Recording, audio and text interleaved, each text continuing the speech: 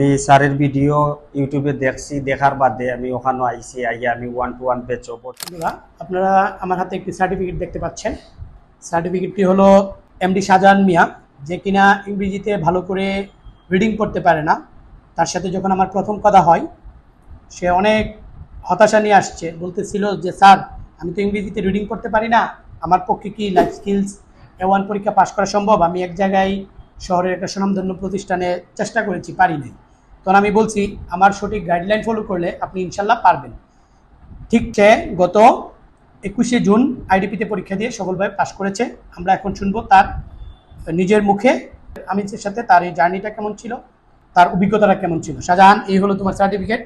তোমার অনুভূতিটা যদি আমাদের সাথে একটু শেয়ার করতে। তুমি তো পাশ করলে, তোমার কেমন লাগতেছে পাশ করার পর? জি, থ্যাংক ইউ স্যার। আসসালামু আলাইকুম। আসলে আমি খুবই খুশি।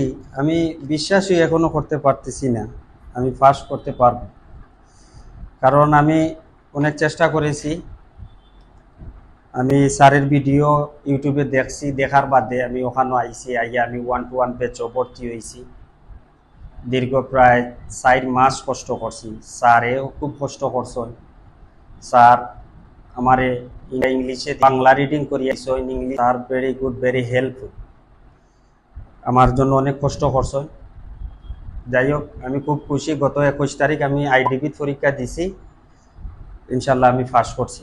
এখন আপনার যারা ইংরেজিতে দুর্বল, যারা লাইফ স্কিল দিতে যাচ্ছে, আপনার পরামর্শ কি ওদের প্রতি? হ্যাঁ, ওটার উপরে আমার পরামর্শ হইল, যারা ইংরেজিতে দুর্বল, আপনারা আমিনসো আইবা। আমিনসো আইলে ইনশাল্লাহ এখানে আপনারা সফলতা পাইবা, পাস করবা। আমি 100% শিওর, কারণ আমি এখানে ফল পাইছি, পাস করছি।